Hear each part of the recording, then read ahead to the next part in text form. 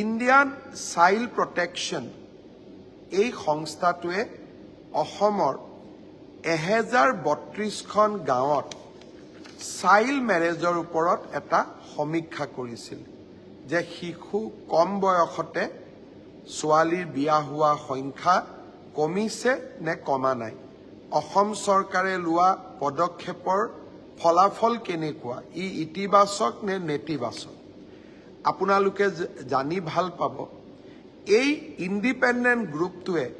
20খন জিলাৰ 1132খন গাঁৱত সমীক্ষা কৰিছিল তেখেতসকলে আজি প্ৰতিবেদন ৰাষ্ট্ৰজুৰি প্ৰকাশ কৰিছে যে 81খন গাঁৱত চাইল্ড মেৰেজৰ ঘটনা কমি আহিছে তেওঁলোকে 600খন গাঁও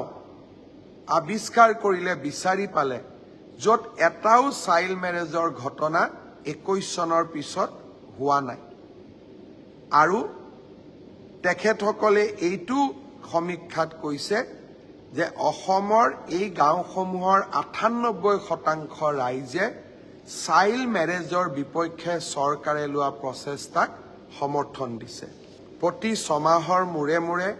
চাইল্ড মেৰেজৰ লগত জড়িত লোকসকলক আমি গ্ৰেপ্তাৰ কৰোঁ আইনৰ ওচৰলৈ লৈ যাওঁ প্ৰথমতে মানুহে দুই এজনে আমাক বেয়া পাইছিলে কিন্তু এতিয়া গাঁৱে ভূঞে গ'লে ময়ো সুধো যে সৰু বয়সতে কোনোবা বিয়া হৈছে নেকি সকলোৱে কয় নাই নাই আমাৰ গাঁৱত হোৱা নাই আমি নকৰোঁ আমি কৰিব নিদিওঁ আমি আইন ভাঙিব নিদিওঁ আনকি সংখ্যালঘু গাঁওসমূহতো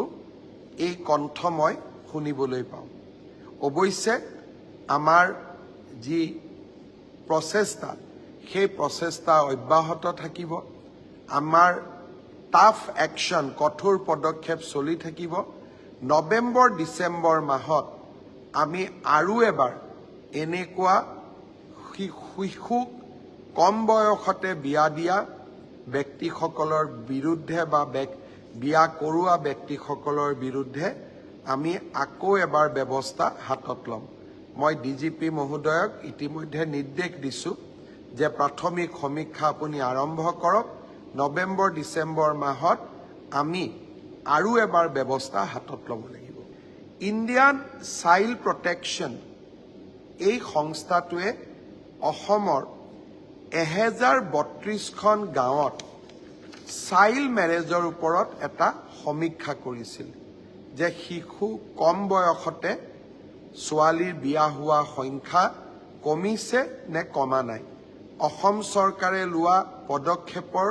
ফলাফল